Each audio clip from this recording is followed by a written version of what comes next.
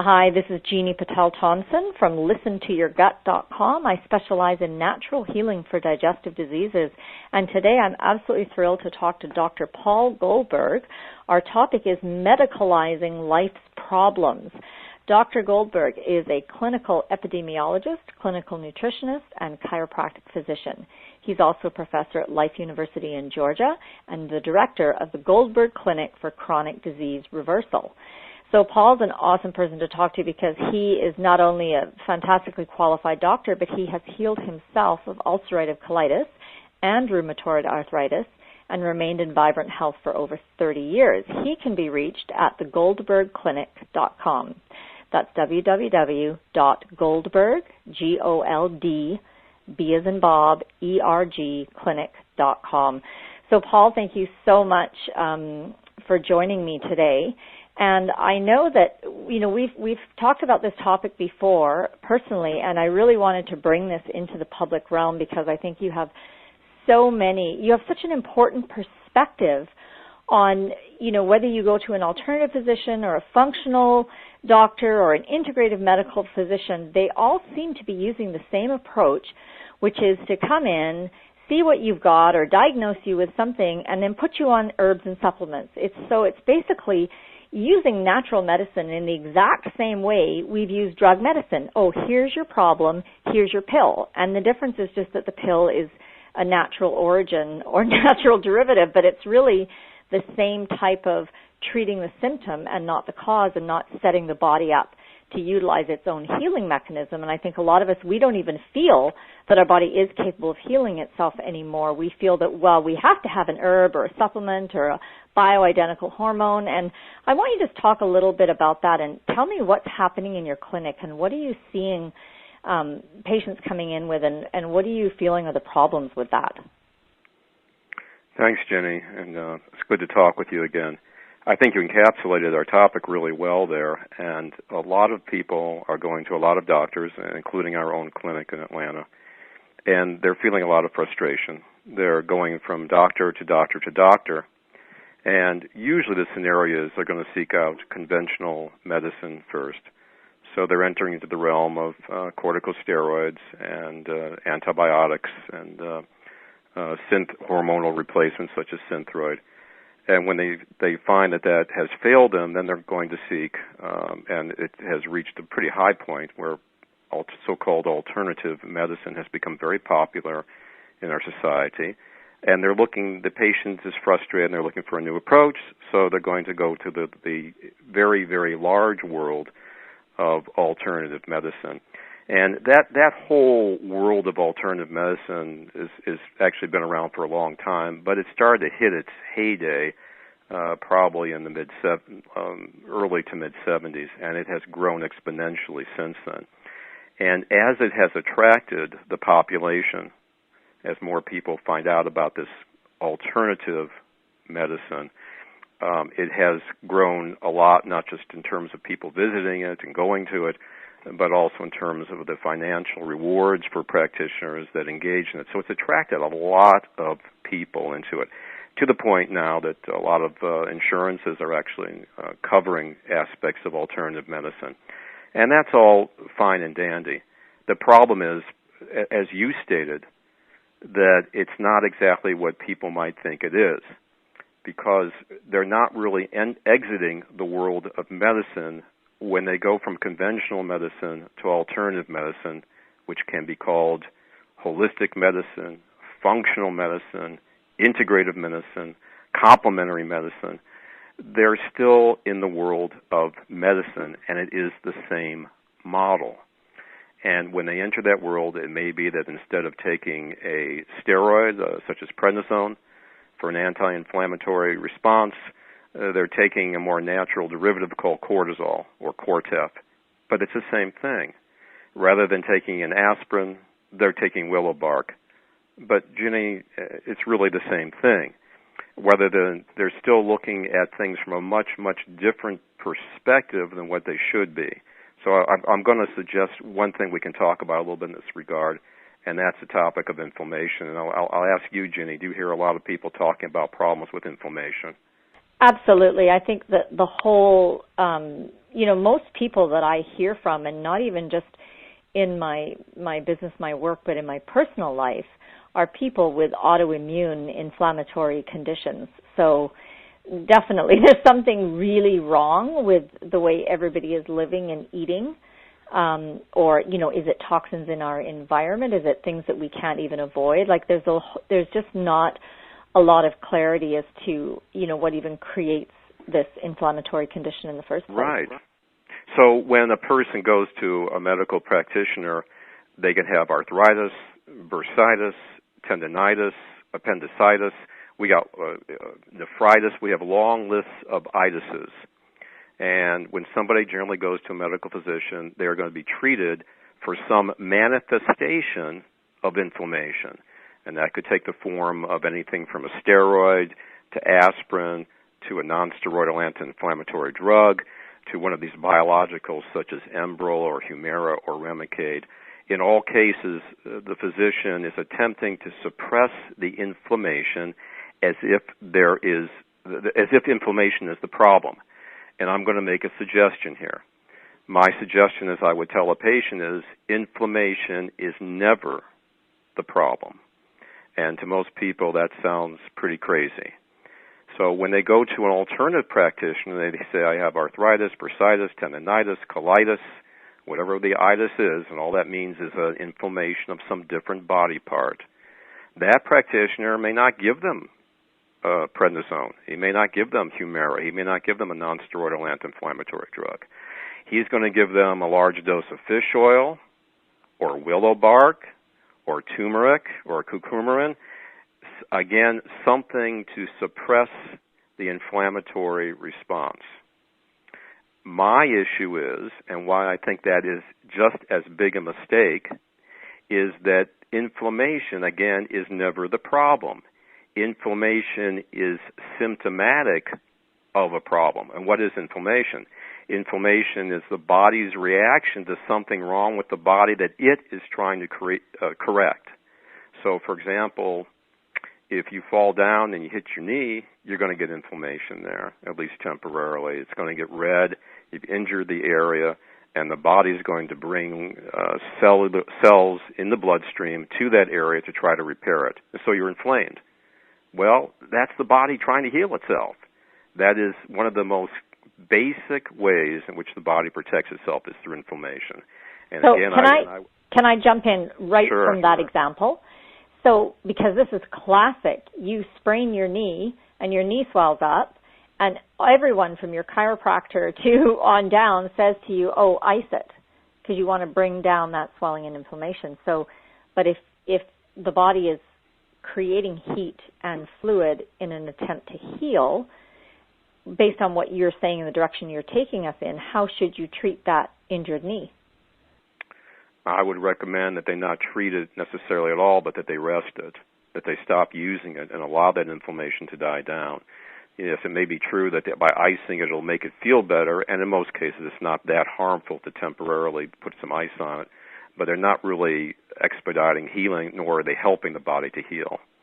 And the same is true when the doctor gives the steroid, except in this case they are damaging the body by giving a steroid.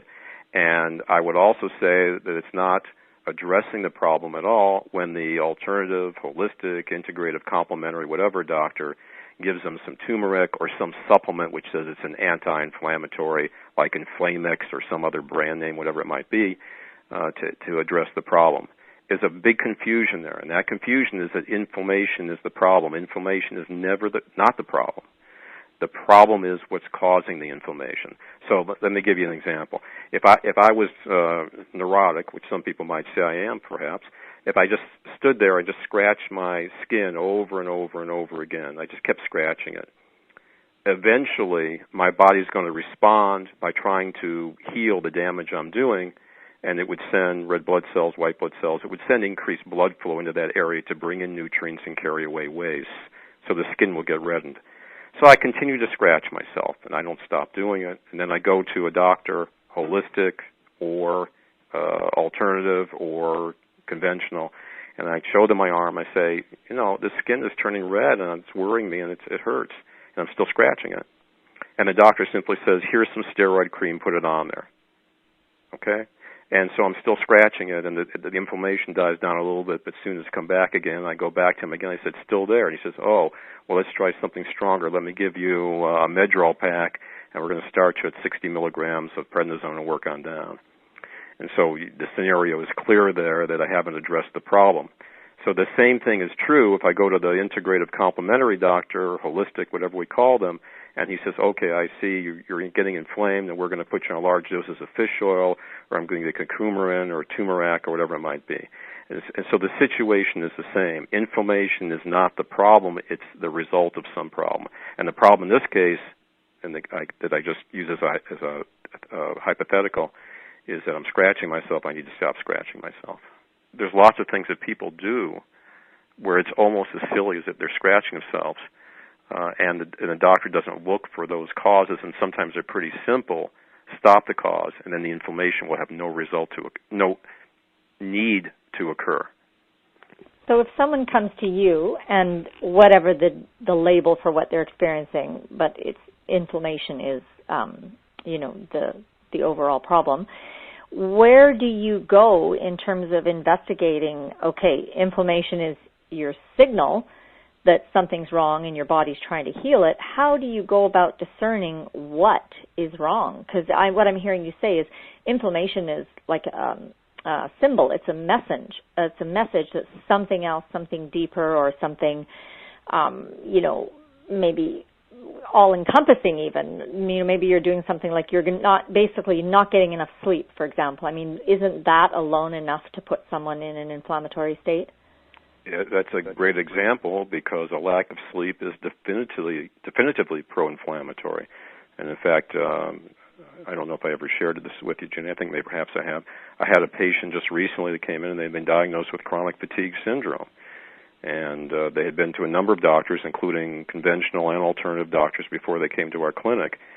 And in just doing the interview, and I regard the interview of the patient as being the most important thing that we do in practice. And there's a physical exam, that's important. Laboratory work is also very important. But if I had a look at the three of them, the interview trumps everything. And we allot usually an hour and a half to see a new patient, and most of that is taken up with the interview, because it's that time that I'm going to talk with the patient, allow the patient to be comfortable with me, and for myself to be comfortable with them and learn about them personally, and then to direct my interview or interrogation, if you might want to say, to try to discover what's wrong. And if I've done my job well, by the end of that interview, I should have a pretty good idea. I may not know exactly, but I should have a pretty good idea of what's probably occurring with that patient and why it's occurring. And the physical exam, the laboratory testing, to a large degree, should be to confirm what my hypothesis is based on the interview. So I'm interviewing this patient. She's about 45 years old, and she's got this chronic fatigue. She's tired all the time, and it's affecting her life in a lot of ways. She can't function well. She's having trouble being a good mom. She's having trouble being a good wife. She's not enjoying her life because, if you're tired all the time, it puts a real damper on the joys that life has to offer us. So I'm interviewing her, and one of the questions I asked her, I said, what time do you go to bed at night? Not necessarily what time do you fall asleep, but what time do you go to bed? That's a simple question. And she said generally about 2 to 3 o'clock in the morning. I said, uh-huh. And you do that as a general rule? She said, yes. What time do you get up? Well, I got to get up, she says, about 6:30 or 7 to get the kids off to school. Okay. All right. Did any of these 4 or 5 doctors, conventional or the 3 or 4 alternative that you saw, ask you that question? No. Nobody ever asked me that. She was taking a variety of pills, and some were for anxiety, some were stimulants, and then some were the equivalent of that within the so-called natural realm. None of those addressed what was going on with her. Now, I'm using this as an example because I think it's an extreme example of where doctors are not doing their job as being a detective. So I said to her, okay, we don't really have to go any farther with this. Here's what I want you to do. I want you to start going to bed at 9:30 every night, at 7 days a week. And then I want you to come back. I want you to keep a log what time you go to bed at. You come back and see me in 30 days. She comes back in 30 days, and not too surprisingly, her fatigue is gone. And she didn't understand what had happened exactly. I said, well, you went to bed, and your body had time to recharge its batteries. If the body doesn't have time to recharge its batteries, healing doesn't occur, ATP can't accumulate, and you're not going to function well. So that's a simple case, but it's an important one, and it's amazing how oftentimes doctors don't look for these simple things as to how patients' behaviors in this case affected them. Now, along with, by the way, her fatigue, she was experiencing quite a bit of muscle pain and joint aches, not to the point where she was swelling or anything, but she was having quite a bit of muscular pains and aches, and that went away too. Wow. Without magnesium. Without magnesium, without steroids, and without aspirin.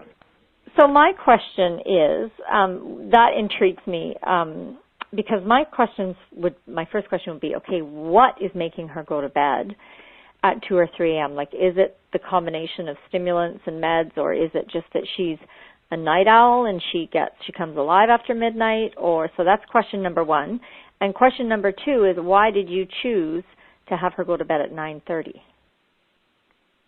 Okay, well, I'll answer the second one first. I chose her to go to bed at 9:30 because she was clearly sleep deficient, and I wanted her to get to bed at a reasonable time. And if I told her to go to bed when the sun went down, which would be probably the optimal, and is what nature intended for us to do, she wouldn't do it. And I can relate to that because I don't go to bed when the sun goes down either, although it would be a good idea. So I gave her what I thought would be a reasonable time, and I did ask her, I said, what time do your kids go to bed? And she said about 9:30. I said, go to bed with them. Go to bed at the same time. And I'm sorry, what was the first question? And then the first question was, why was she going to bed at 2 and 3 in the morning? Is it because of the stimulants, or she was just a creative night owl type of person, or what? I think in general what happens is, in our society, is that we've turned night into day. And, part of that is just, thank you, Thomas Edison, or whoever invented the light bulb, that we now are able to take the darkness, what nature intends us to go into retreat and sleep, and we're able to turn that into what we at least imagine to be productive time. So we turn the night into day, and then we have entertainment that can go on into the night. And another thing I think that leads to it, too, is we work during the day, and people want to have some downtime. I understand that. And they want to be get some relief from their worries and anxieties and pressures from their everyday labors. So they stay up night in order to get some of that pleasure from whatever they're doing at night. And for a lot of people, as you're suggesting, is that they just simply have too much to do during the day, and they're trying to catch up on all their 2 jobs and their family and everything else that they have by staying up late at night. So I think it's become a behavioral thing in our culture, starting with things like the Tonight Show and the Late Show and the Late Show, where we simply have lost this sense of reality, the sense of what is balance, how do you keep an orderly life, what are natural laws that all the animal kingdom understand. If you're a daylight animal, you go to bed basically when the sun goes down. And if you're a nighttime animal or a nocturnal animal like an owl, then that's a time when you're more active. But we've kind of lost that instinctive sense about us.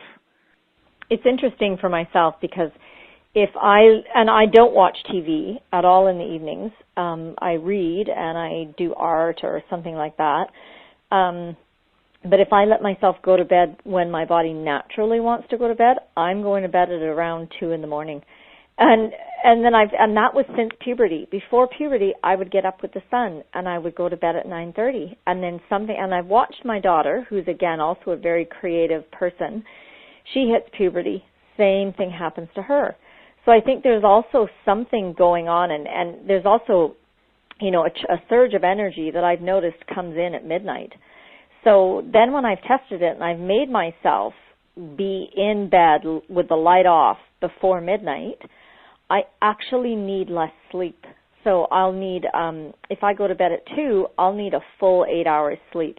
But if I go to bed at 12 or 11:30 or 11, I only need 6.5 to 7 hours sleep. And that's in both of those instances. I don't set an alarm clock. I just wake up when my body is rested and feels, oh, great, I have lots of energy. Let's get up. Well, I have found, too, that if people go to bed early, I usually tell people you can go to bed at this time at 9 or 10 and get up as early as you like. And it's a general rule, and I've seen this just from experience, that the hours before midnight are generally the most restorative hours. Now, the other thing that happens, and you were leading to suggested this, I think, what you were saying, is that people do sometimes get a surge of energy. And I ask people about this on our questionnaire we give them.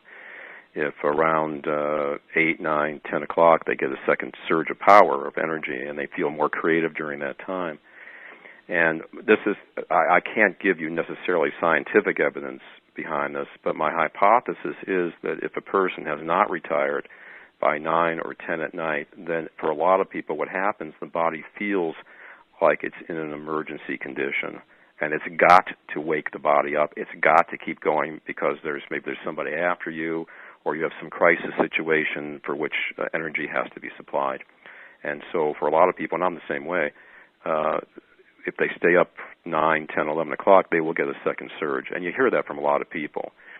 However, if they go to bed, those people still will have problems in the morning. They may not feel very energetic the next day.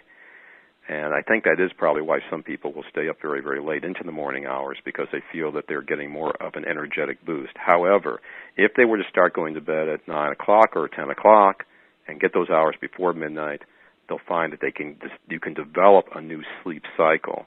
And for some folks, some patients, I have to kind of be the sergeant there and tell them, you're going to go to bed 9 o'clock, 9:30, 10 o'clock, and you can get up as early as you want. But I tell them you must get up by a certain hour, because that will allow them then the next night to start getting tired at around 9 or 10 o'clock. But if they go to bed at 1, 2 o'clock in the morning, they sleep till 10, that cycle continues. So we got to get them to bed early and get them up early and reestablish those normal sleep cycles. So what time do you make them get up in the morning? If they're having these sleep problems, if I have them get to bed at 9, I want to make sure that, and they're going to have trouble doing that the first night, for maybe even the first week or so, then I want them to get up really early. I'll tell them up at 6. Even if you're tired at that time, I want you up at 6. And these are people that may have been used to sleeping till 10 or 11 o'clock. I sometimes have parents dragging their college-age kids, and these kids are run down. They're developing diseases already, and early diabetes, early autoimmune disorders, and they're only 18, 19, 20 years old. And a lot of them, the parents never really look into this very carefully, neither did the doctors. They're partying till late at night. They're smoking grass. They're drinking alcohol. Plus, they're staying up till 2 or 3 o'clock in the morning, and oftentimes they're partying and then they're studying. And then they may sleep till 10 or 11 the next day, and then get up for classes. So I say, okay, you're going to get to bed early, but you're not going to sleep till 10 o'clock. The next day, you're going to also get up early, so we can reestablish these normal sleep cycles. There's a lot of people on sleep medications now, including young people. It's getting pretty alarming. I see a lot more people taking prescription sleep medications than we used to. So what we have here, again, getting directly tied into this medicalization of life's problems, we have people that are just kind of disobeying the natural cycles of life, and rather than tell them, and I think this is a good example, you need to start correcting your sleep cycles, which is done real easily. We don't have to prescribe a drug or an herb or anything for you. You're going to go to bed early, you're going to get up early, and you're going to see that things will start normalizing out. You know, there was a fellow named Otto Buchinger who was pretty famous. He was a founder of the Buchinger clinics in Europe, and he had rheumatoid arthritis as a young man. And the basic way he got, and he was a physician himself, and the basic way he got well was he started living a life in the realm of order. He started going to bed early, getting up early, and his rheumatoid arthritis went away. He normalized other areas of his life as well. And that term, living life in the realm of order, I wish that was my line, but it's not. It's Dr. Buchinger's line. And even to this day, there's a Buchinger clinic in Germany. So aside from the adequate sleep, which, it sounds so basic that you feel, and I know about that. But, as we've talked about it, and I could go even more in depth with you, if we had a whole lot more time than we do, but it's really revolutionary. And I want you to also talk about another cornerstone, one of your foundations of health. I want you to talk about sunlight, because I think that's another thing that is not understood. People don't understand how much skin they need to expose, how long they need to expose it for. they don't understand how vitamin D is actually, converted or processed or made by the skin. Could you speak about that, like educate us on that foundation of health? Okay, and I'm going to tie that into the medicalization of life's problems too. For many, many years, and you can look back even at Osler's Textbook of Medicine, which was a standard textbook used by medical students as far back as probably 1910, 1915. And William Osler, MD, was a brilliant guy, and he wrote this textbook, which was used, as I said, as a standard text in almost all medical schools. And in that textbook, and in other medical textbooks of the time, including into current times, there are constant warnings about people that they shouldn't go into sunlight. And in fact, it was almost a principle of medical care that for a sick person, you kept them in a dark room, devoid of light, with the shades and shutters drawn. It was also, by the way, a fairly basic tenet that you would never give that person anything that was uncooked to eat, and you should keep them away from fruits and vegetables, and basically the diet was wine and bread and meat. And those were the basic things that were used. But not to get off the topic here, they wanted them to shun the light. And that has been a theme that has been used medically for many, many years, and in fact, right up to the current time. And so the person is warned, not just by the dermatologist, but even by the general practitioner and the internist, that they should avoid sunlight basically at all costs. And when you go outside, keep yourself well covered up, and make sure you slather on a lot of this rather toxic suntan lotion that people use. All right. Well, we are sun creatures. We are creatures of sunlight. All life on this planet revolves around the sun. In fact, the Earth itself, as we all know, revolves around the sun. There is nothing on this planet which doesn't require sunlight other than maybe some mold or fungus. The particular nutrient and biological needs of mold and fungus I'm not certain of. But certainly all mammals and reptiles and fish and plants, all one way or another, rely upon the life-giving properties of the sun in order to live. And when we don't receive it, to me, it's almost as if we were depriving ourselves of water or of food or of rest and sleep or any other of the necessities of life. And yet, the medical system has told us not to subject ourselves to it. Well, over the past probably 15, 20 years, there have been so many studies that have shown that epidemiologically that people that get more sun have less autoimmune disorders of all kinds. People that get more sunlight in terms of populations have less inflammatory bowel disease of all kinds. People that get more sunlight suffer with far less depression as population goes. And in fact, when I was in the School of Public Health at the University of Texas, at the medical center there, one of the first things they taught us in one of my early epidemiology classes, was that people who live closer to the equator had less of all these autoimmune disorders, including multiple sclerosis and rheumatoid arthritis. And as they got farther away from the equator, incrementally, these diseases increased. So there was clearly something that was involved with having greater exposure to sunlight that decreased the number, many types of degenerative diseases. So the evidence has piled up over the years, Jini, to the point where the medical system can no longer deny that there was something valuable about sunlight. And looking at this from a scientific method, where oftentimes they're looking at the trees rather than the forest, they see that there's this thing called vitamin D. All right, let me clarify something, which you know, but for anybody else who's listening, let me clarify something about vitamin D. Vitamin D, and I'll tell dietitians and medical doctors this right to their face, is not a vitamin. It does not at all meet the definition of a vitamin.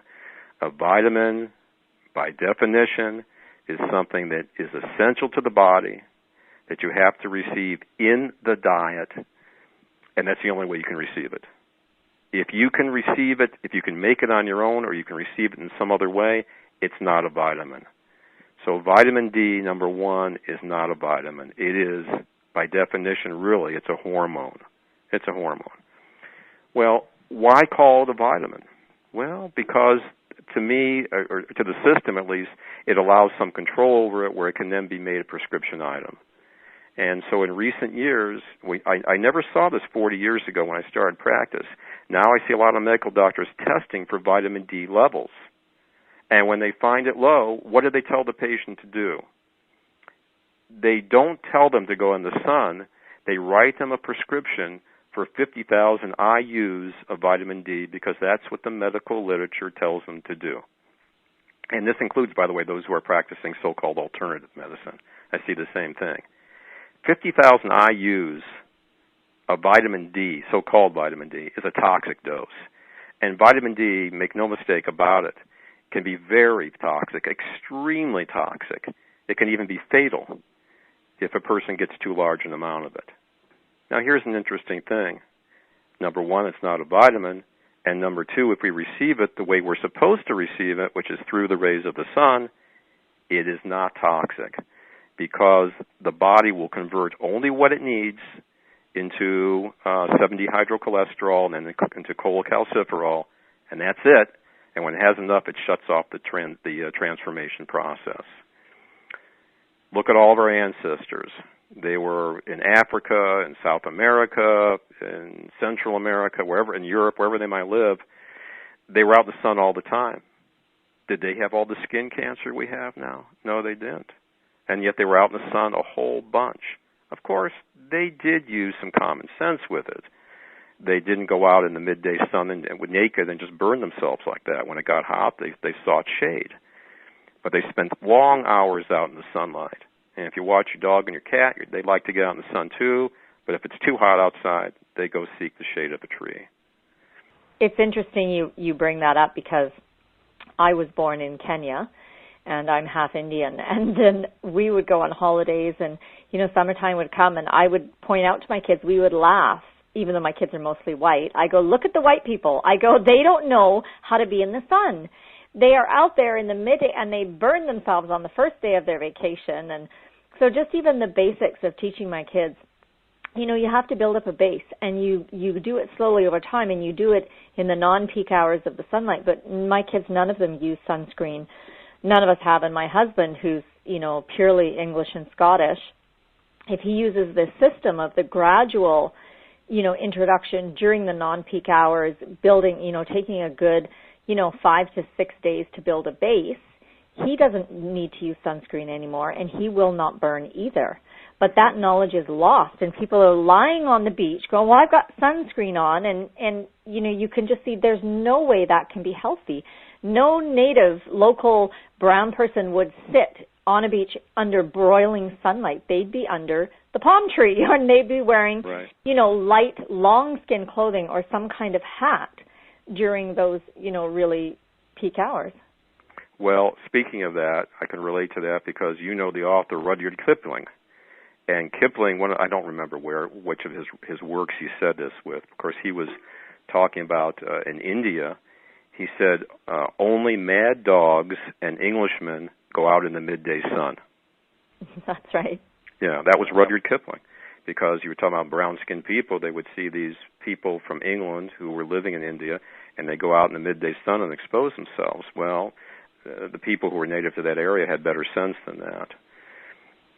To carry on with this just a step farther, so now that the epidemiological evidence is so clear, because our common sense wasn't clear enough about it apparently, that sunlight's important, they've medicalized this into, rather than going out in the sun, because that they're going to tell you is going to give you skin cancer, they've demonized sunlight, and they say, well, we have to give you a prescription now for vitamin D in a very toxic amount.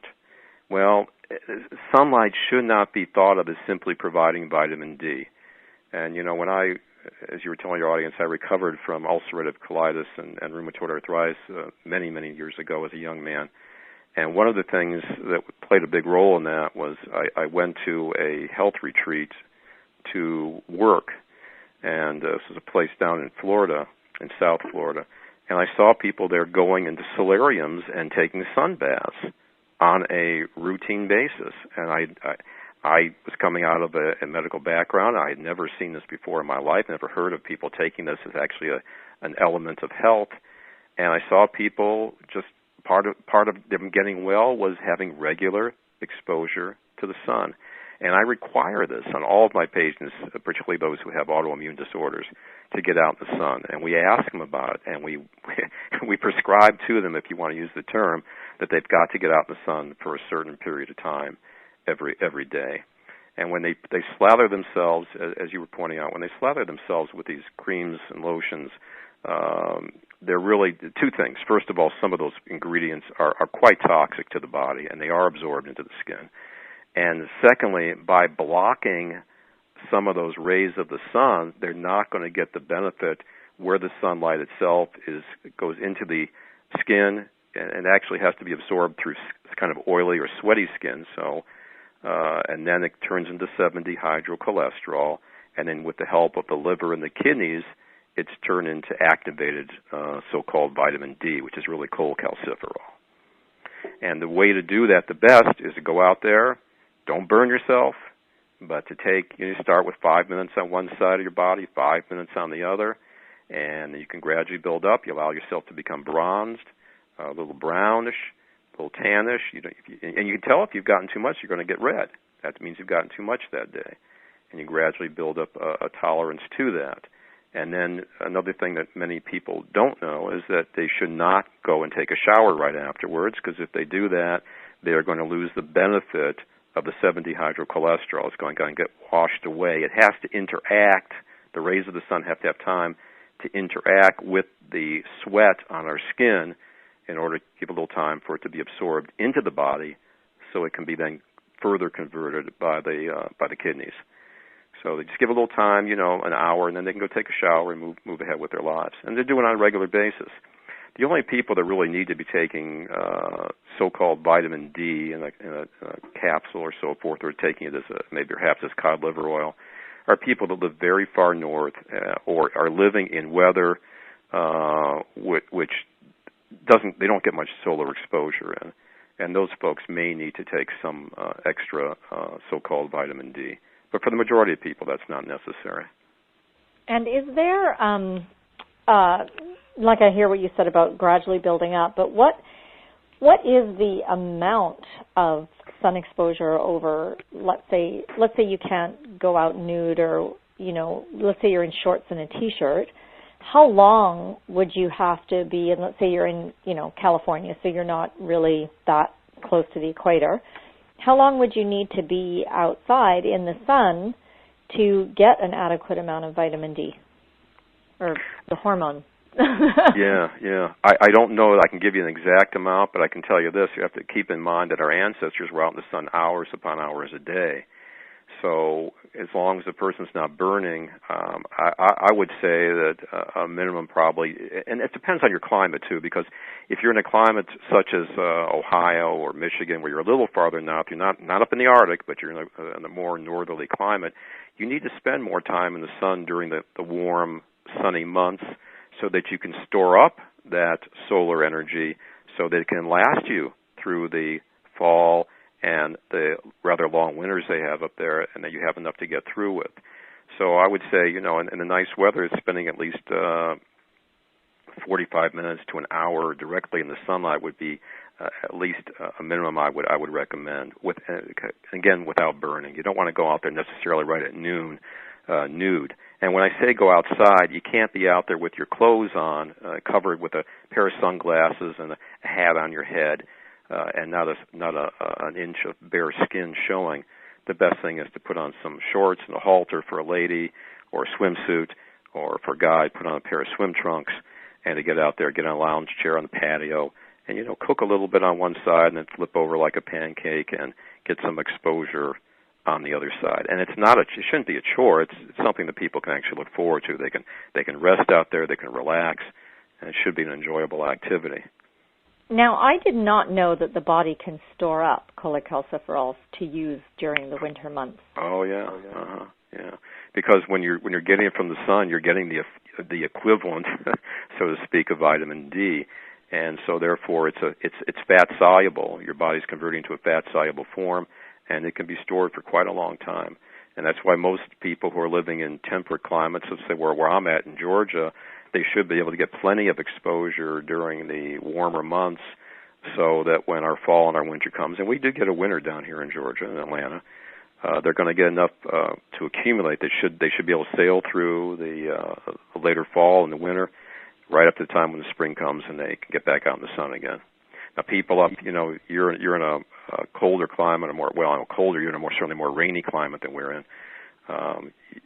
You might have to get a little more exposure, or perhaps in the later part of the winter have to take something like a little cod liver oil to get through it.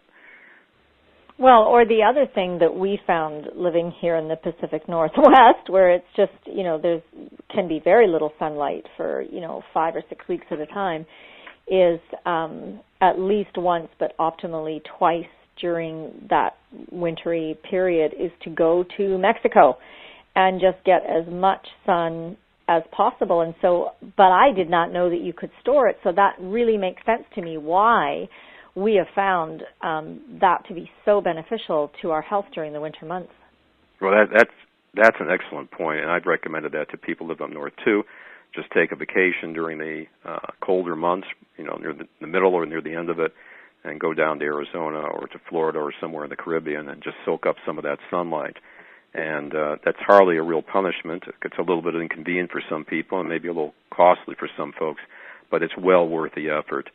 Because it's so important for our health. And people, we didn't evolve in real cold climates. I mean, I don't think God plunked us down there in northern Alaska. We were, as far as we know, early human life began in Africa, and perhaps it began in South America. It began in tropical climates. And so, again, we really are creatures of the sun.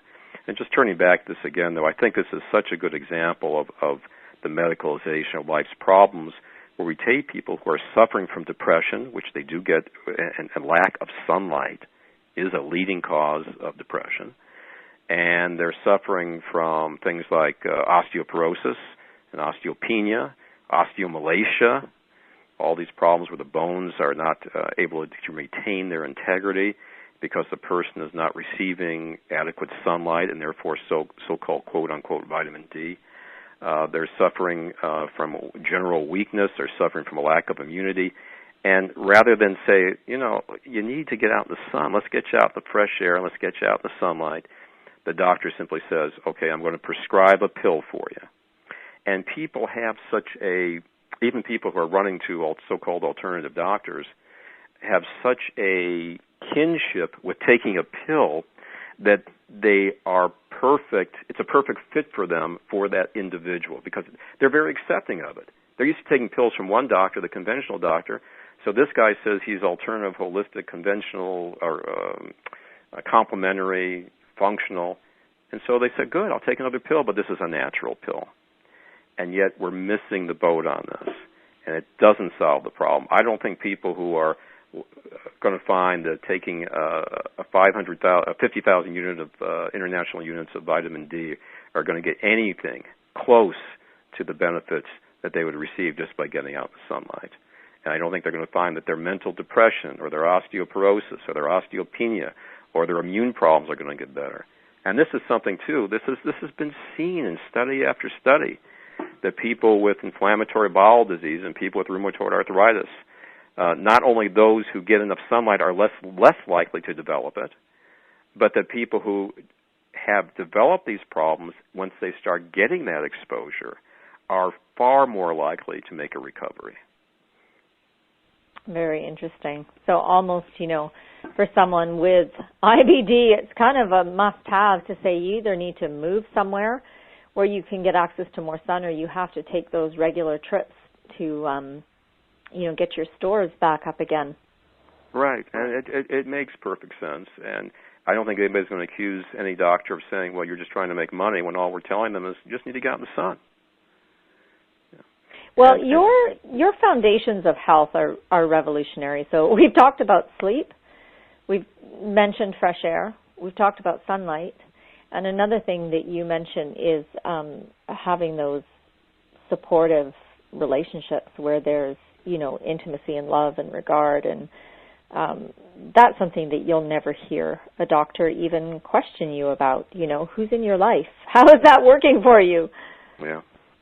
Well, when I was, again, a young man, I was working at this was called the Hygienic Institute. It was actually called the Shangri-La Natural Hygiene Institute. It's no longer there, but it was there about 25 years.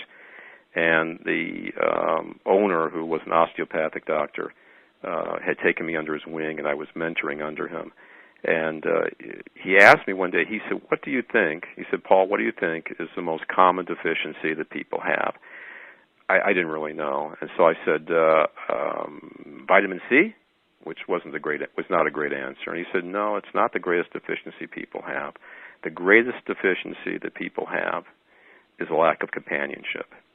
And in 40 years of practice, I've seen this over and over and over again. And people come to our office and they're seeking a special diet. They're seeking a special supplement. They're seeking a special herb. They're seeking a special therapy.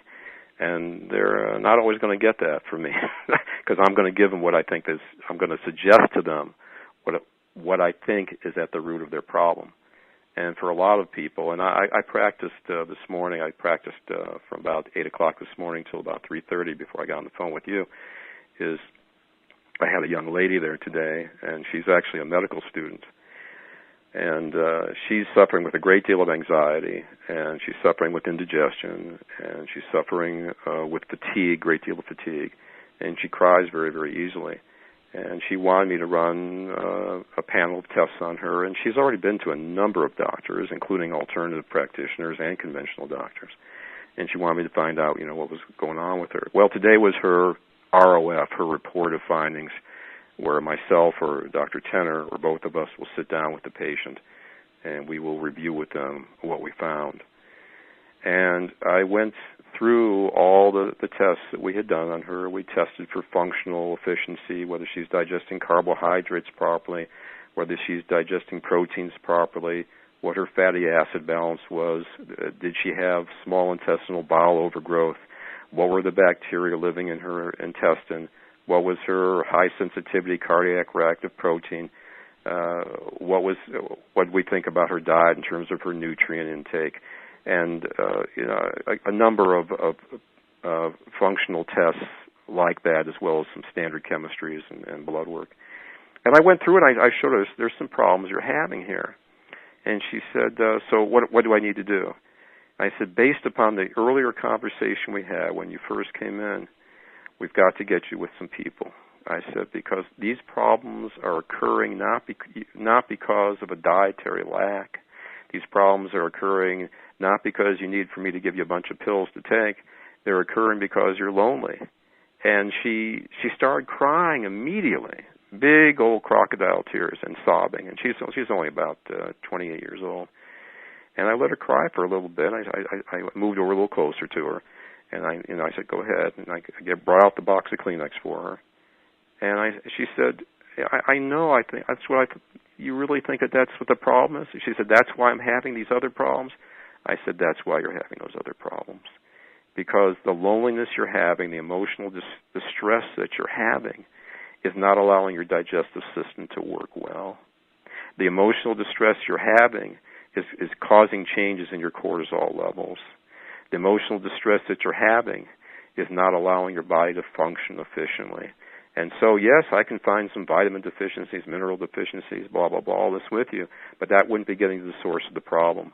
The source of the problem is that you're not happy and you're not getting what you need in terms of companionship. And I knew that from talking with her before, and I just wanted to, I tested her to make sure there was nothing pathological, and there wasn't. And she agreed with me. She said that's true. So we talked a little bit about how she can take steps to alleviate that.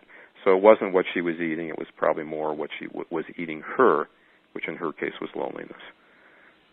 Do you think for someone like that, let's say she's just on this crazy schedule and she's not willing to give it up, and she doesn't have time to have meaningful social relationships and whatnot, but how about an animal companion? Does that have the same effect, or in your experience, does it really need to be a human?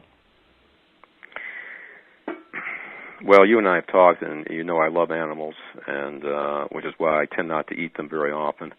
And I think that dogs, cats, pet pig, whatever it might be, can fulfill some of the same requirements that human companionship does. And certainly I have recommended to many patients, particularly older patients, but younger ones sometimes too, that they get themselves an animal companion. And there's so many desperate, sweet dogs and cats you can find at all the rescue organizations and at your local dog pound that would be just delighted to go home with you and give you all the love that they can. And you can heal them, and they can heal us. I think it's even better if people can get it from both sources, get human companionship and non-human companionship, because I think they both complement each other very nicely. But for somebody who doesn't have either, yeah, I think they're going to go a long ways by getting themselves a loving dog or a loving horse or cat or whatever the animal might be. I don't know about a fish, but any type of mammalian life usually can work pretty well. Yeah, exactly. I mean, having had a wide variety of animals, I would definitely say that dogs and horses are the top ones for giving the feeling, the same kind of companionship feeling that you can get from a good friend. Yeah, I would agree with that. Some people do find cats. I don't. I have a cat. I love my cat, but I don't find it's the same level of companionship as my dog provides for me. But you know, cats are great too. Yeah, absolutely. And I mean, I have 3 cats as well. And I have to say that the Maine Coon cat is way more like a dog than the other cats. And it would actually, if you want to get a cat, but you want that, definitely get a Maine Coon, because they're like in between the two species, I think. So very, very much companions. I think you're right on target, though, because what happens a lot is that people will go in and they'll complain of various physical problems to the doctor, whether, again, it's a conventional alternative. And, again, I don't draw a huge distinction between the two necessarily. And they'll complain about their stomach hurts, they're fatigued. And you can run tests, and you can often find markers that they may be inflamed, they may not have good digestion, so you can find problems going on with them. But just because somebody is deficient in a group of vitamins or minerals doesn't mean that giving them vitamins and minerals is going to solve the problem. And people say, well, how can that be? If they're deficient, that is the problem. Well, but if they're deficient in something, the problem may be that their digestion is poor, and that's why they're not absorbing the food that they take in.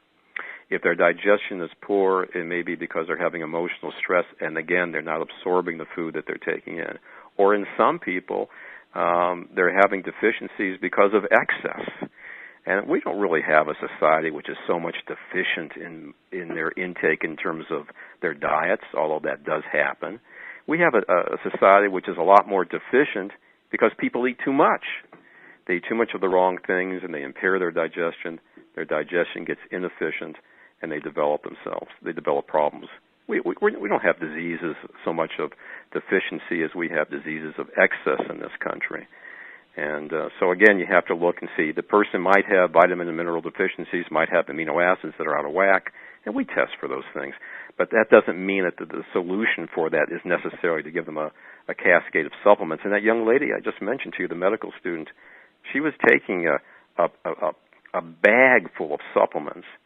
And I've had patients come to my office, and they're taking, this week we had one lady come in. She takes 85 different supplements. I don't know where she has room to put any food. I have to send you some pictures of this, Jenny, because we took one of our examination tables and we put all the bottles of stuff she's taking on there. It filled up the whole table. And her poor husband, because she is spending in excess of $4,000 a month on taking supplements, and she's taking drugs as well. Their bills are over $4,000 a month on that. And is she deficient? Yeah, she's probably deficient in a bunch of stuff. But part of the problem is her body's so imbalanced, and part of the imbalance is because of all these pills that she's taking. That's not to say that supplements can't be helpful. We use them in practice. You talk about them wisely in the great books that you've written. But they have to be used in a constructive manner, and they should never be used as an excuse or a substitute for finding out what is really wrong with the person to start with. And once we find out what's wrong, then we can use them in a rational way to help the person recover. But we don't want to let the patient think, well, your problem is you just need these supplements, and you take these and your problems are over. Unless you're working with somebody maybe who's from Ethiopia or Biafra, who really has marasmus or kwashiorkor, and then the person's going to need they're going to need amino acids and they're going to need protein. But we don't see that frequently in the United States. Yeah, it's in my books I write about you need often to take a fair number of supplements for a period of time. But the point is to, as you said, get to the root of what's going on, effect healing at the root level, and while you're simultaneously maybe buying yourself some symptom relief or, helping the body correct the deficiency faster, and then once you attain that state of balance, to not keep taking handfuls of supplements, every single day and saying, well, this is ensuring my health and this is what I need because I tend towards this. It's like, no, then there's still an underlying problem that you haven't dealt with and you haven't resolved. So one thing you brought up, though, just a little while ago, for the dietary thing, I want you to talk about, in light of the whole drive behind the paleo diet, I want you to talk about protein excess and catabolism, because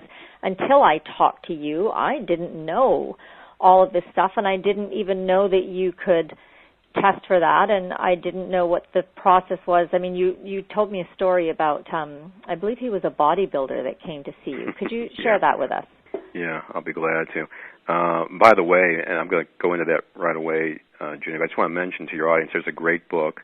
It was written by a PhD in biochemistry who's taught at Yale University. Name is Colin Campbell, and he wrote a book called The China Study that's been out for a while, and I require my upper quarter students at the chiropractic college I teach at to read that book. And he talks about the problems with protein excess and how that has contributed, among other things, to a great deal of tendency for people to get cancer in this country. As I said, I don't think most people in this country suffer from a whole lot of deficiencies as a result of intake deficiency, although it does occur. More so, they suffer with problems of excess. And so if you're eating a diet where you're eating like kings and queens, then, as John McDougall used to say, then you develop the same diseases as kings and queens have, which used to be gout and arthritis and rheumatism and cancer and heart disease and obesity.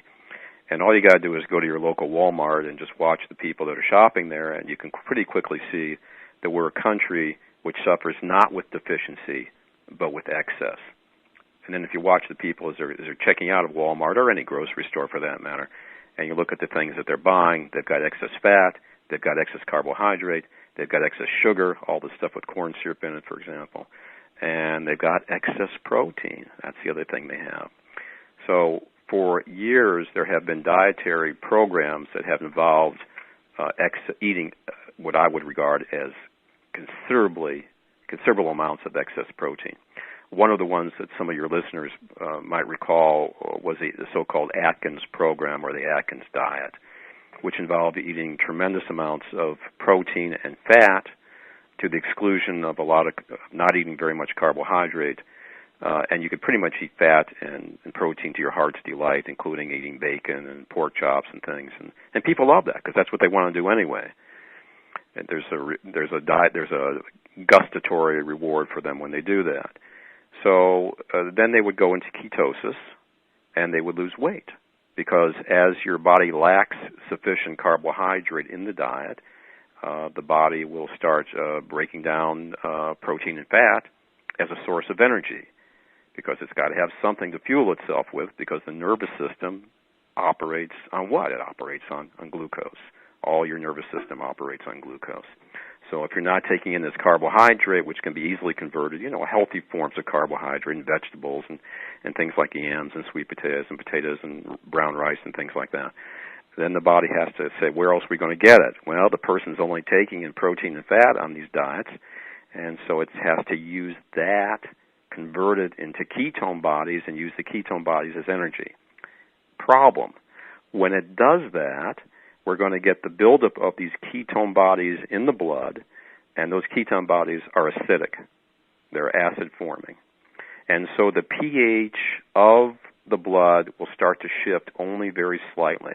And immediately when it does that, the body will start taking potassium from the interior of our cells and putting it into the bloodstream to neutralize the excess acidity.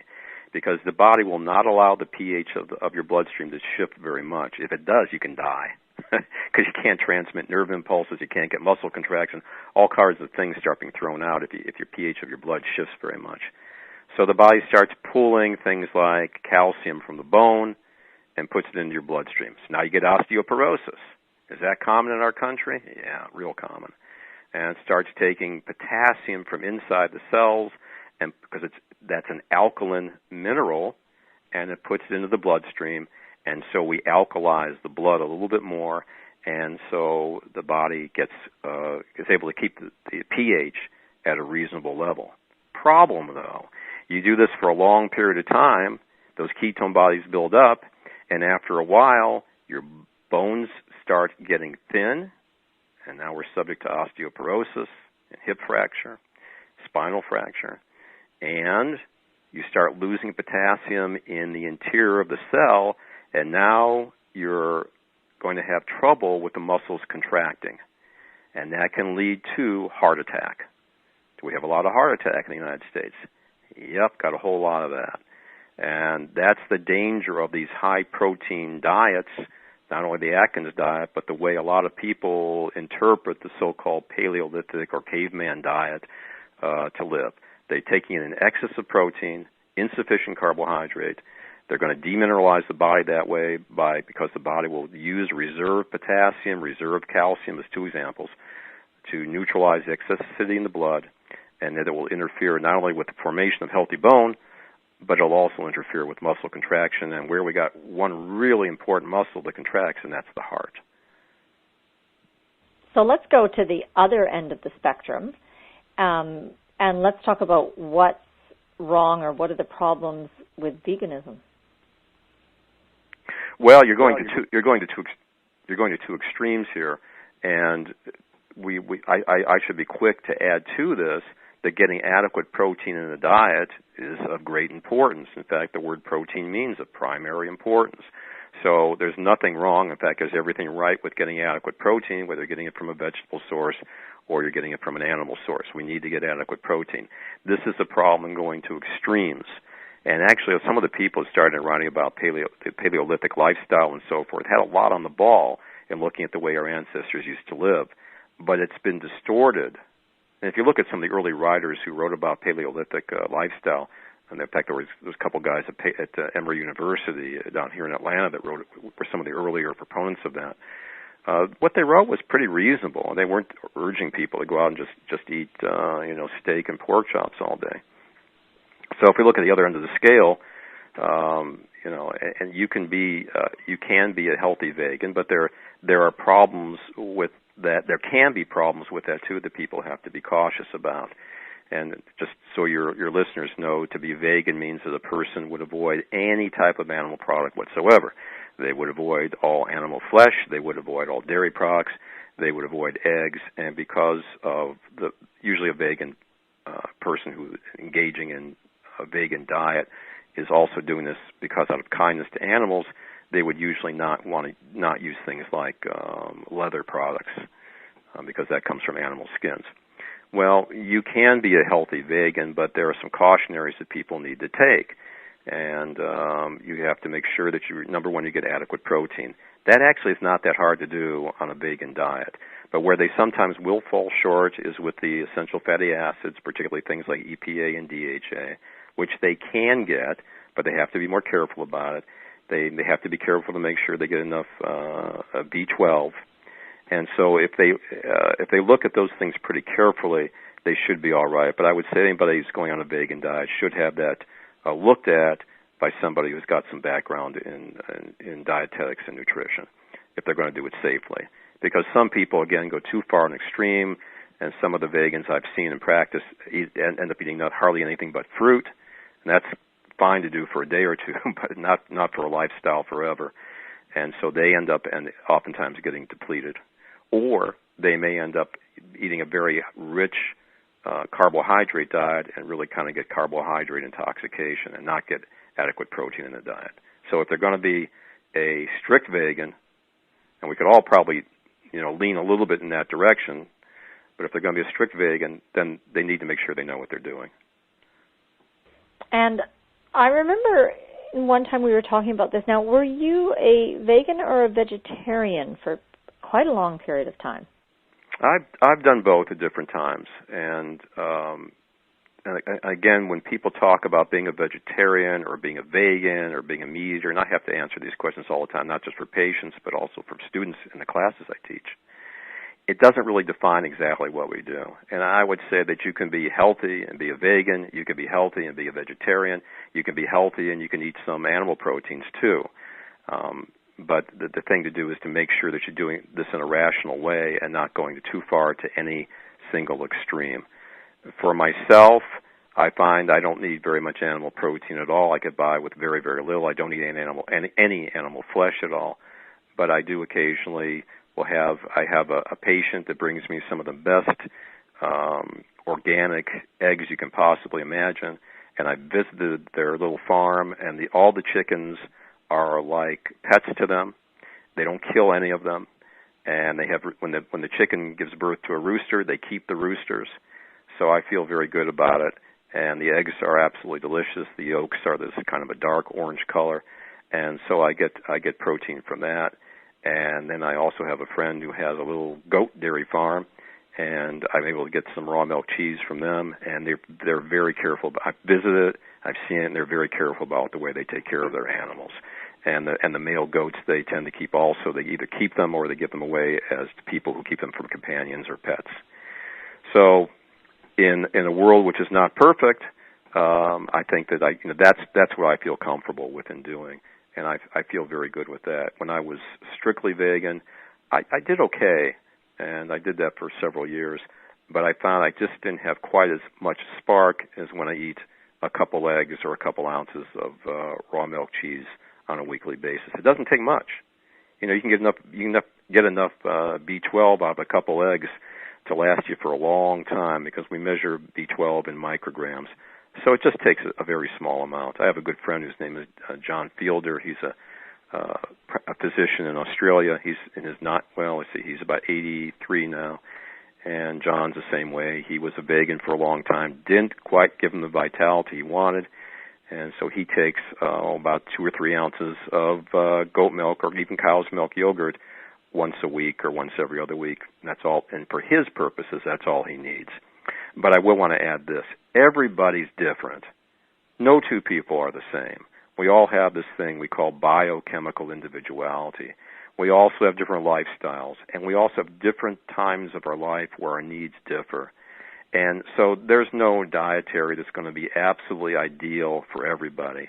There are certain parameters which everybody should pretty much stay in, but within those parameters, some people need more protein, some people need more carbohydrate, some people need more fat or less fat. And so, like the name of your organization, your company, listen to your gut. Well, people have to listen to their needs the same way as to what they need. So certain parameters, and then finding out what the person needs for themselves. Either some people do it on their own, some people need professional help for that.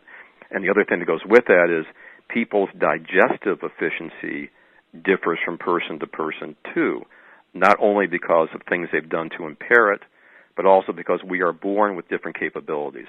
Some people are better protein digesters. Some people have limitations in terms of just the way they're built and how much fat they're able to digest, and some people handle carbohydrate better than others. So those particular, what Roger Williams called biochemical individualities, need to be sorted out for each person.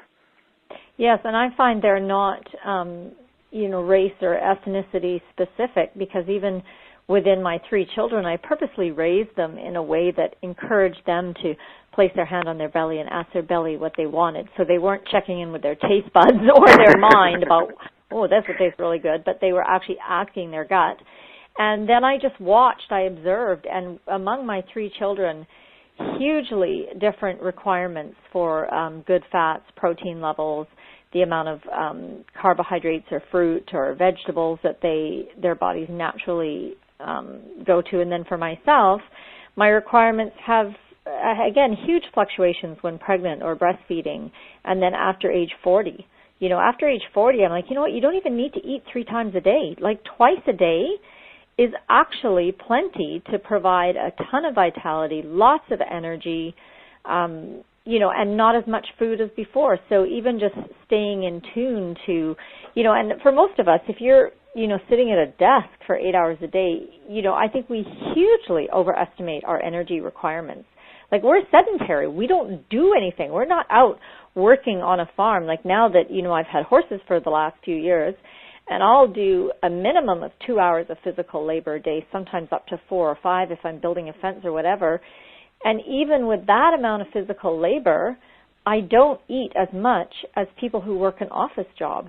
And they, because I think we're back into this thing of excess, and we're back into that the system actually becomes sluggish and it's not able to digest, it's not able to extract the nutrients. And, they're probably also not getting enough sleep, not enough fresh air, not enough sunlight. And, it just kind of comes together into this synergistic ill health state that the person accepts as their norm.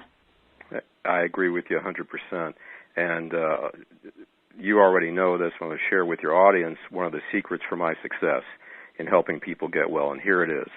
They can look at if they look at my website at goldbergclinic.com, they're going to see videos there. I'm interviewing, or Dr. Tenner is interviewing patients who recovered from all kinds of nasty diseases, rheumatoid arthritis and colitis and Crohn's disease, multiple sclerosis, the whole bit. But here is something that I can't see for all 70 of them, or 100, I don't know what we got on there now. We have a lot of videos. But one of the so-called secrets, which I don't really keep secret, for helping the majority, not everybody, but the majority of patients get well, is not having them eat more. It's not giving them more vitamins and minerals. It's cutting down on their intake. And you're absolutely right. Most people don't need to be eating 3 times a day. And one of the problems we have in practice is people coming in with, they've got ulcerative colitis, they've got Crohn's disease, they've got irritable bowel syndrome, and they've got, one of 140 different autoimmune disorders.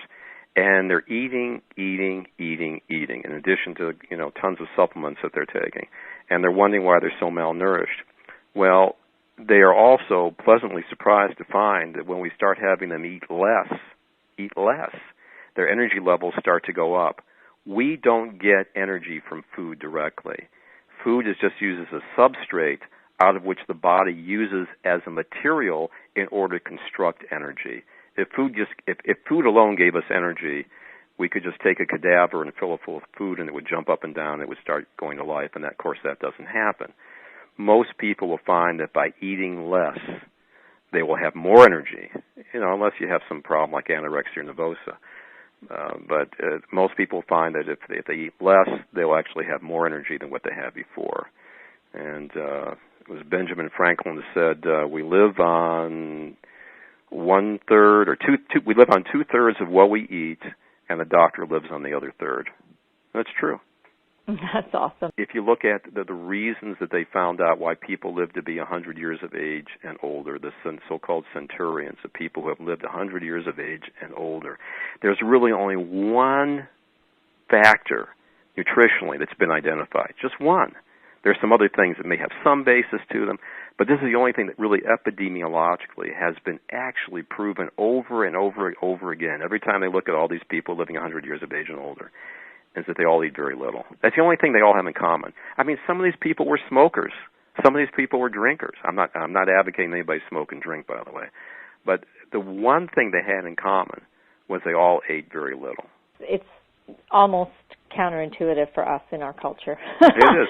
But if you give yourself permission to actually listen to your gut and ask your belly, what do you want? Do we need that? When do we need to eat? And to follow the trail of your own vitality, I think people will be astounded at how little food they do eat. And when you do eat, to be really conscious, to be mindful, to chew each mouthful until it's liquid mush and to thoroughly enjoy it, and then, swallow and then get your next mouthful ready. Don't have it lined up on your fork like planes coming into land and all these things that make us just woof it down, and it takes 30 minutes for the stomach to signal that it's actually full. Well, most people are done eating in 10 or 15 minutes, so how's that going to work for you being able to listen to your own body and for it to signal you as to how much food you actually do need. I think anybody who does clinical nutrition as part of their practice, as we do, needs to, in some cases, de-emphasize the almost obsession that we find with some people for looking at every bite that they eat in terms of its caloric intake and its how much vitamin A and how much vitamin C, and am I getting enough protein and getting enough fat? Because, again, that's only one aspect, not only of a person's health, it's really only one aspect of their nutrition. And the things that you just mentioned are so important, that we eat when we're calm and that we chew our food well. And I spend a lot of my time with a lot of patients trying to actually draw their attention away from dietary factors. Once I establish what they're supposed to eat, and we usually go through phases with them, and one of the first things we normally do with a lot of patients is have them eat less. Some of our patients will fast, some will go on a liquid diet as a first phase just to rest them a little bit and to allow some of the old cells to start breaking down before we replenish them.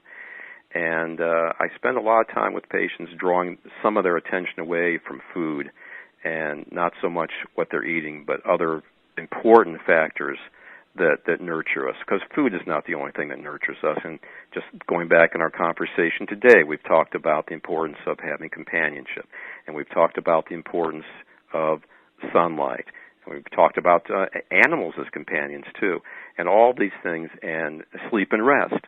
All these things are equally important, and they all have to be looked at in a balanced way. Let's talk about the massive trend for thyroid hormone replacement therapy, whether it's Synthroid or a bioidentical or an herbal. Let's talk about that and tell me what you think about that and what you're not happy with. I'm not happy with a lot of that, and that's a big bugaboo I have. All right, so when I first got into practice 40 years ago, I used to see women occasionally on some type of thyroid replacement. Now, when a lady walks in my office, and the typical patient I have is a female somewhere between 35 and 65. I see them younger, I see them older, but that's more the typical one. And it's almost, it's not a given, but it's almost a given that they're going to be on thyroid medication. I would say probably a third, some days maybe as much as a half of the new patients that we see are already on some type of thyroid hormone replacement, usually Synthroid. So here's the scenario. The lady has felt tired. The lady has felt depressed. She hasn't felt energetic. Her sexual vitality is low. She's just kind of low-key all the way around, and she goes to her general practitioner, to her family doctor, or to her integrative, holistic, functional medical doctor, and she says, I'm really tired all the time. Depressed. I don't have any energy for my husband, emotionally or physically. And he says, okay. He or she says, okay, let's do some blood work on you. So he does typically a blood chemistry, good idea. He does a blood count, good idea. And he or she is going to do a thyroid panel, okay? Nothing wrong with running those tests, certainly. He may do some other tests, of course, too, depending on what else he hears from the patient. The thyroid test comes back, and he's looking, hopefully they've done a complete panel. They've done TSH, thyroid-stimulating hormone. They've done T3, and they've done T4. And they find that the T4, which is thyroxine, that's the active portion of what the thyroid secretes, is low. Okay? So with a knee-jerk reaction, he tells the lady, he or she says, your thyroxine level is low, your TSH level, which is thyroid-stimulating hormone, is high, and that means your body's trying to produce more and it's not able to do it. So, therefore, knee-jerk reaction, we're going to give you thyroid hormone. And they're going to either prescribe Synthroid, which is a synthetic thyroxine, or they're going to prescribe, maybe if they're quote-unquote holistic, alternative, complementary, functional, they're going to prescribe Nutrithroid, or they're going to prescribe Armour Thyroid. And to me, it doesn't make a bit of difference. It's all the same. It's basically the same stuff. And patients say, well, mine's a natural thyroid. It's Armour Thyroid. It's taken from pig thyroid. It doesn't make any difference. The reason they're giving it to you is because it has active thyroid hormone. It has T4 in it. Okay, so she takes it. The patient takes it. And she's supposed to come back to the doctor in a couple of weeks or so, and she comes back and she says, I've started it, and I do feel a little better. And he says, good. All right, now you're going to check with me every 6 months or every year, as the case may be, and we'll adjust it as necessary. So she never really feels great. She only feels slightly better. Doesn't feel great. Doesn't have really abundant vitality. It doesn't have a big smile on her face now. She's not able to go out and play tennis like she used to do. She's not doing great in bed with her husband, but she's a little better. She's a little better. So she goes back in 3 months or 6 months. She goes to her medical doctor. They check her thyroid levels again. They say, okay, we need to up that dose. So she says, okay. And he says, you know, you're putting on a little weight, so we'll up the dose a couple notches here on you, and maybe it'll help you lose a little weight. So they do that. The scenario is that not necessarily every time, but as time goes on, she's going to find that she's going to need more and more thyroxine, more and more drug in order to obtain the same result. Plus, over time, that whatever small benefit she got starts to dissipate, and she ends up getting more fatigued, and she starts putting on more weight. And what the physician, whether he be conventional or alternative, hasn't told her is that by taking that thyroid replacement hormone, her own hormone production has been shut off. That's called replacement therapy. And it's the same thing when people take things like prednisone. They don't realize that when they take prednisone up over anything above about 5 milligrams, their own steroidal production begins to shut down, and that adrenal gland starts to atrophy. Well, in this case, the thyroid gland starts to atrophy. Why? Because it doesn't have any work to do anymore. You're taking replacement therapy, and so it starts shutting down. They never. Can't tell you. I don't think 1 in 100 of the patients I've seen, their doctor even tells them this. Maybe some of the doctors don't realize it themselves. I don't know. But it's true. I think they don't. I think the doctors themselves don't know. I mean, I have done teleseminars with hormone specialists going in-depth into all of this, and nobody has ever said that even the natural Armour thyroid will shut down your own thyroid gland, and it will atrophy and cease functioning.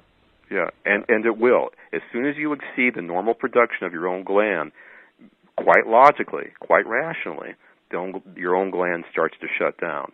And now, because of that replacement therapy, you actually will lose the function of it. So if a lady, and it could be a man, because occasionally this happens with men too, if she comes in and she's been on it for over a year, I am not as optimistic about ever getting back the function of that gland. We might. Sometimes we do. I had one lady that was on it for 7 years where we got her gland restored, but that was the exception. That was not the rule. I certainly wouldn't promise anybody, if you've been on this for 3, 4, 5, 6, 7 years, we're going to get the function back. And I've had many women, however, who have been on it for a year, sometimes 2 years, where we've been able to restore the function of it. Now, here's the scenario as I think it should have played out in the first place, and this is the way I look at it. If that same woman or man comes in to see me and they're complaining about fatigue, Dr. Goldberg, I'm tired. Dr. Goldberg, I have no vitality to play sports, to consort with my husband, to play with my kids. I'd say, okay, let's find out why. Now, I have no problems in doing a thyroid panel. I do it on a lot of patients. And if I find the thyroid gland low, that's not producing T4 in sufficient amounts, if we find the TSH is high, which means that the pituitary is sending signals to the thyroid gland that needs to produce more, then I'm going to sit down with the patient and say, now look, your thyroid gland is struggling here. We need to find out why that's happening. And the reasons why that might be happening are diverse. And going back to what are the essentials of health? Is the lady getting enough sleep? Does she have a proper dietary where she's providing the thyroid gland with the nutrients it needs? What are some of the things it needs, for example? Well, it needs things like phenylalanine, and it needs things like tyrosine. These are amino acids that are necessary to support the production of thyroxine. It needs iodine in order to produce thyroxine. So either she may not be getting those nutrients, or she's taking them in the diet, but they're not being absorbed properly, and she's not getting them to where they're needed. Or she may be under such high demands from stress Maybe she's going through a divorce. Maybe she's got an IRS audit. Maybe she's unhappy with a friend of hers who's put her through some type of trauma. Maybe she's got a bad neighbor. Maybe she's has bad sleep habits. And the stress of whatever these things are, either individually or in combination, are leading to her extra demands on her body such that she is no longer able to produce adequate thyroxine. So what do? Does she have low thyroxine? Yes. Do we want to give her thyroxine? No. We want to get her body producing it on its own. And then we're going to put her on a program addressing whatever we found in the interview, in the exam, and in the lab work that was lacking or in excess to bring her back into balance. And then once we provided the right conditions, and that's a word I use a lot, Jini, the right conditions, then the body will start kicking back in, and it will start producing that thyroxine on its own. And in 98% of the time, that's exactly what will happen. The body, you give it 3 months or so, it starts kicking in, and you check those thyroxine levels, and they're right back to where it should be. And just like I used that example, the lady that came in was fatigued and she was staying up late, I guarantee you take any individual and you let them, you deprive them of sleep, and you will definitively see thyroxine levels drop. I could virtually guarantee you that. And so those are just some simple things. We have to scan the patient, lifestyle analysis, biochemical analysis. Why isn't the gland producing enough? It's not producing enough, so let's supply it. It's a very interesting perspective for the entire hormone replacement paradigm because, after age 35 and we've got the perimenopause and all that stuff happening, and then, people who are healing from chronic illness, especially if they've been on, any of the prescription meds, you can almost guarantee that their hormones are imbalanced. And so, what I've traditionally gone to is saying, okay, same way that I use supplements, let's use the natural bioidentical hormones to bring you back into balance for a very short period of time, and then your body can take over. And that's worked well for me, but now that, giving me this perspective, I think the reason it's worked well for me is that I've never relied on it. It's always been that short-term helping hand. Meanwhile, I'm addressing those foundational health requirements of sleep, of sunlight, of saying, often, healing from any chronic illness, I talk a lot about the need to get into the emotional roots of dis-ease in the body. And so, along with the relationship and the companionship, you have to address your any woundings or traumas that are held actually in the tissues and the cells of the body. You have to, go into what dynamics are at work in your life that are foundationally unhealthy. And you have to say, well, do I need to shift this relationship? Do I need to leave this relationship? Okay, if I'm not ready to do that, what can I do to start healing, my emotional self that is drawn to someone like this, for example? So that whole thing is a crucial part of achieving health. But now I wonder, the reason I've had such good results from hormone therapy, and I've used it very sparingly and for very short periods of time, I'm now thinking is because I was simultaneously going to the root causes, and then as soon as I, felt, okay, I don't need that, weaning myself off it, and I didn't have any trouble or any long-term consequences of using, the natural or bioidentical hormone therapy. My guess is, Jini, that if you had, with all that you know about health, which is quite, it's quite extensive, and with your ability to make these discernments about yourself and help others, that if you had not taken those hormones initially and just done everything else that you did, you would have found that you would have recovered just as nicely, maybe even quicker. I do just a little bit differently than your approach, is that I will first try to bring those hormone levels up to normal by creating the right conditions for their being manufactured by the body. Then, and only then, if I can't do that, and it's pretty rare for that to happen, would I recommend somebody to take hormone replacement. That would be my last course of action, not my first. And I will admit, back in the 80s, I did suggest hormone replacement for some women. And as along with the other things that we were doing, and I did that initially.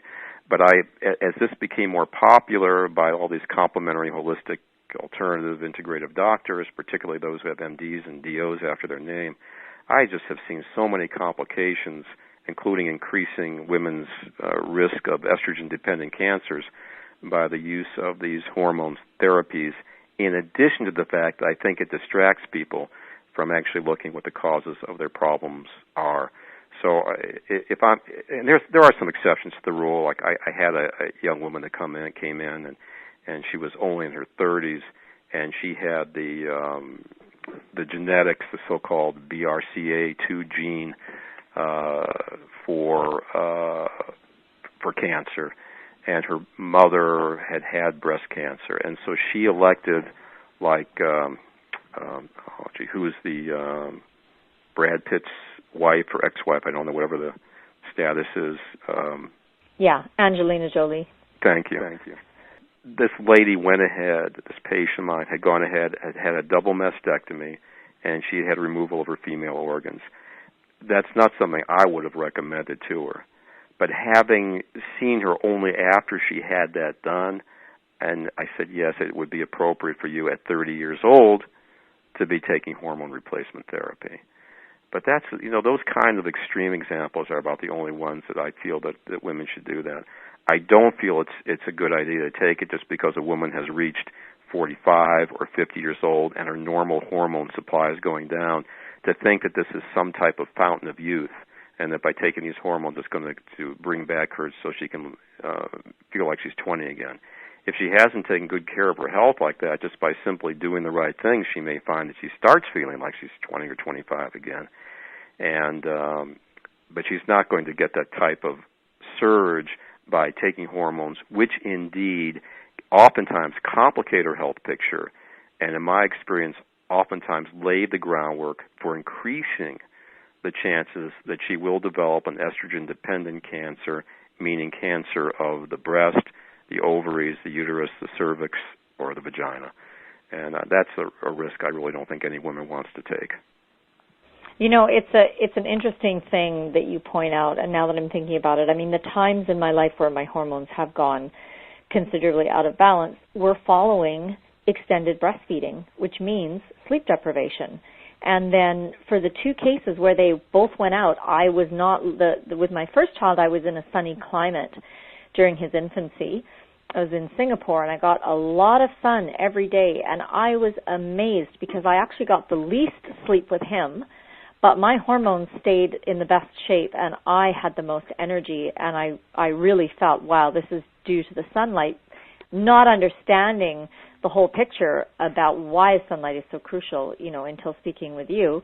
But my other two, I was in the Pacific Northwest with this rainy climate and sleep deprived from, night feeding. And you're right, if I had just went, and then you're into that thing of, okay, well, my child needs to breastfeed for another 6 months, so I'm going to take some natural progesterone cream on the soles of my feet. I'm going to take a half of the recommended dose, and wow, that makes a huge difference.